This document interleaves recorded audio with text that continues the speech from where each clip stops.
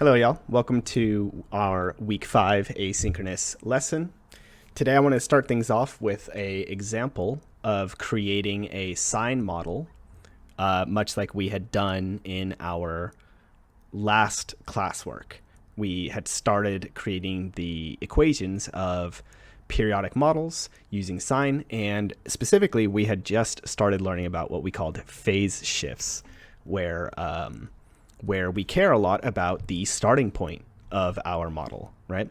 So in here, I have actually a problem that we previously had worked on in class. It says David's Apple Watch 7 Max got caught on the blade of a windmill, and he's now holding on for dear life until someone saves him. As good observers, we decided it would be more useful to calculate his height over time instead of calling for help. The blades of the windmill are 40 feet long. You can see here that in the diagram, it's 40 feet long for the blade of the windmill. And the central rotator shaft in blue here is 70 feet above ground. The wind is blowing fast enough such that the force of the windmill rotates at 6 revolutions per minute. That's actually really important for us to calculate period. And then it tells us to derive a sine function to model David's height over time in terms of feet and seconds. So to do this, we just need to identify all those features of our periodic function. We need to know the amplitude. We need to know the midline. We need to know the period. And we're going to eventually need to know our phase shift. But let's focus on amplitude, midline, period first, since those are the easy ones.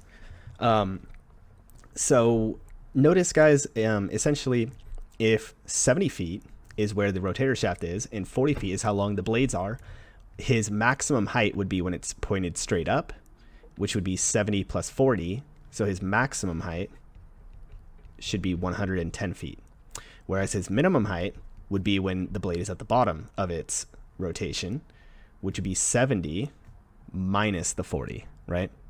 So his minimum height would be 30. These are both in feet, by the way. So that's an important little piece of information for us because it's going to let us find the amplitude in the midline. Remember, y'all, amplitude is just the maximum, 110, minus the minimum, divide by 2. 110 minus 30 is 80, divide by 2 is 40. So we get that the amplitude of his trajectory, of his height, is 40 feet. And that should actually make sense because if you look at it, the blade of the windmill is 40 feet long, and that's essentially the radius of our circle is what we're looking at. So because we know the radius, we know how high up it goes and how far down it goes. What about the midline? Well, you might see that it would be 70 because that's where the middle of the windmill is, at least in terms of his height. But we can calculate it anyways using the maximum and minimum. We knew that midline was maximum plus minimum, divide by 2. 110 plus 30 is 140, divide by 2 is 70 feet. So you can see that even when I use my formula, I still get the same answer. And finally, the period. So this is interesting. We need to think a little bit about it. So it revolves 6 times per minute, right? So if it's happening 6 times, so 6 revolutions in 1 minute, that would be 6 revolutions in 60 seconds, right? Now, the reason why I'm going to convert from minutes to seconds is because we are going to be creating our model in terms of feet and seconds. So how much is 1 revolution? It would be 10 seconds, right? So the period of this model here is that it completes 1 cycle every 10 seconds. I hope that should make sense. If it takes 10 seconds to do a loop, then I should be able to do 6 loops in 1 minute. Now we can start working on our sine function model. Remember, in the general sine function, it is a sine of b x minus c plus d. In this model, a was our amplitude, so 40. B was equal to, we saw it was 2 pi divided by the period. So that would be 10. 2 pi divided by 10 would be pi over 5. And x minus c, which we'll talk about in a sec, plus d. And we saw that d was always the midline, so it's 70. Remember, guys, I really strongly recommend just keeping this information about the general as well as the notes about what is A, B, C, and D. We've talked about this before. Just keep it in your notes and keep it available. I really do not expect people to actually memorize that. All right, so now we need to think about the phase shift. So the problem with this question that I had given you guys way back before we kind of started talking about phase shift is that there is no starting point in the model. We were never told actually when David got caught on the blade. So I'm gonna be real, guys. I'm gonna actually just kind of add that. Let's just suppose that David got caught on when the blade was here at the bottom, right? Because I think that would make sense. Where else would he get caught on the blade of the windmill? He wouldn't really get caught up high. So let's say that he got caught at the bottom of the windmill, right? Now, to recall what our phase shift would be, here, I'm going to do this in red, actually. So this is where we're saying that he starts. Start. Now, recall that in the circle, which is essentially going around for our periodic model, to the right here, that's where sine starts. That's what we saw before. Remember, it starts at the midline. See how this is the midline? So essentially, we have to think about, well, how long will it take to get from where David actually started to this midline point, right? How long will that take? You can see that this is exactly 1/4 of the period. You see that? It takes 1/4 of the period. My period is 10 seconds.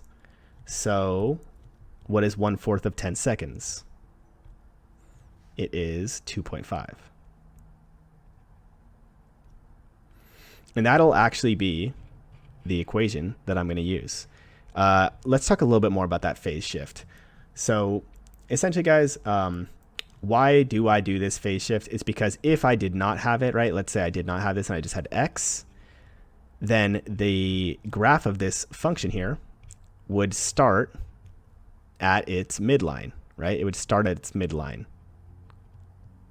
like the normal sine function does. But what we're observing is that this guy here is starting at its minimum, right? And so really what's happening is back here is where that starting point is. So we're using the phase shift of minus 2.5 in order to essentially move this guy,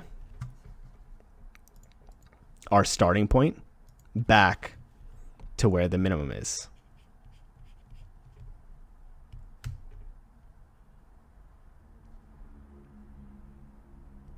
So you see how now my model is starting at the minimum and then going up to its maximum and down to its minimum as it goes around in the circle. Oops. As it goes around in the circle. All right. Now, so that was an example of us deriving a sine function from a trigonometric model.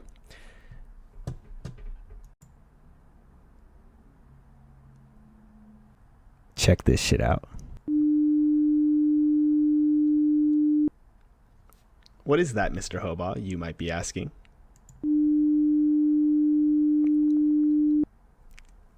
It's a sound, obviously.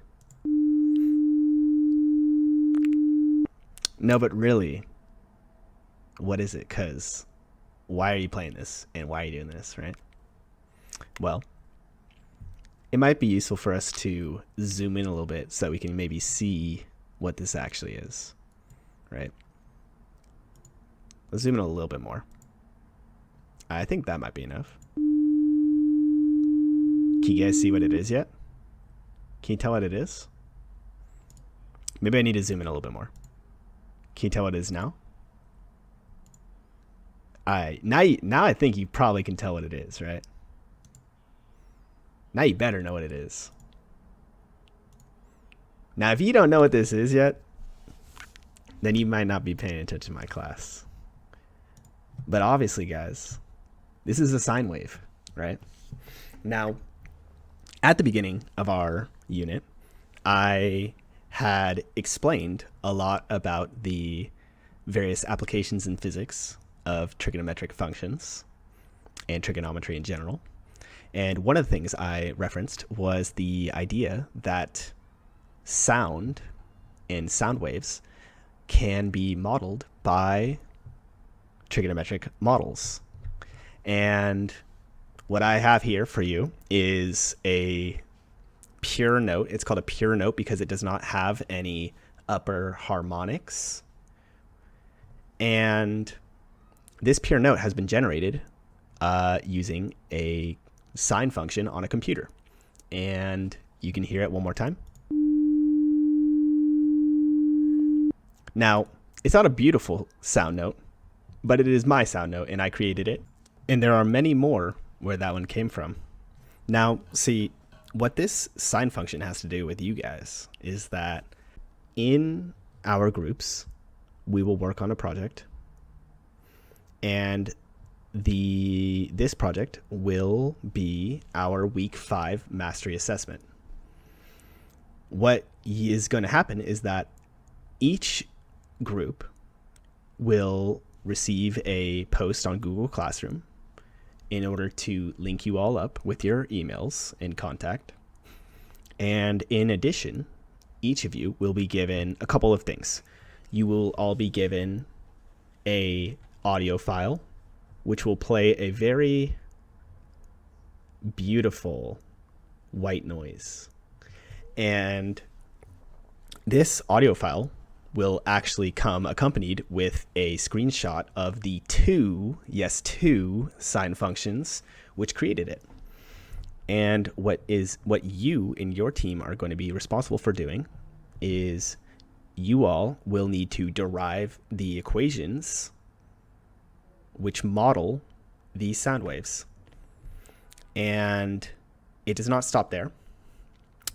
In addition to deriving the equations of the sine functions which model these sound waves, I will ask you guys to identify the equations of what are known as counter sound waves or inverse sound waves, which would cancel out the ones that I'm sending you. Now, I'm aware that you guys are not very familiar with the physics or even the science of sound, and that is why I am going to be linking you all with a couple of study materials which can help you learn more about the physics of sound and the trigonometry involved. In addition, what we are going to be doing is once we have created this inverse sound wave to cancel out the one which you have been sent, we are going to generalize how to do it for any sound wave given the equation. All of this information will be detailed in the Google Classroom post, but this is going to be known as our noise canceling project. Now, I'm going to show you guys an example of what it means for two sounds to cancel each other out. So you'll notice that I've added a second sine function underneath the original one. And what I've done is I've actually created a sine function which has the exact same, we call it in sound frequency, but you guys are familiar with it as period. It has the exact same period and the same amplitude as this one. However, what I've done is I've phase shifted it, right? See how I've shifted it to the right a little bit, such that they are essentially inversing each other. Notice how when the top one dips down, the bottom one dips up. When the top one dips up, the bottom one dips down. You guys will learn more about sound and how two sounds combine, but essentially, let's look at what happens when I have these two sounds. First off, let's play the first one again, solo. So here I've selected that it plays solo, so I'm not playing the second track. This is the original sound. Now let's go back, and instead of playing them solo, let's play them both at the same time and see what happens. Did you guys see that? Well, I suppose it doesn't matter if you saw it. More like, did you hear it? The noise has been dampened a lot. In fact, if anyone here has used noise canceling headphones, or for example, the new AirPods Pro, then you might be familiar with that dampening effect on the noise. Essentially, guys, this countering of sound waves by using a phase shift is how noise canceling headphones work. They're not just perfectly blocking all the sound just magically because they're on your ears. What they're doing is they're actually countering the sound that comes in, and by using these counter sound waves. And so essentially, guys, what you're going to end up doing is in this project, you will, first of all, a big part of this project is I want you guys to have to research these things, right? I know that you guys are going to have to research it, and I want y'all to research it. I'm providing you guys with a lot of resources, and you will be able to, and I'll be available to help you on this. But at the end of the day, you guys are going to need to do some learning for yourselves. And in the end, we will actually try to have the equation of a single sound wave, which can cancel out both of these, both of the ones that you guys get sent.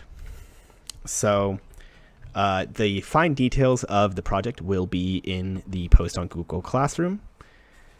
And you guys can find in the description of this video the link to our kind of first research piece there. One last thing before I go. The way that I'm going to run our class on Friday is going to be sort of asynchronous in a sense.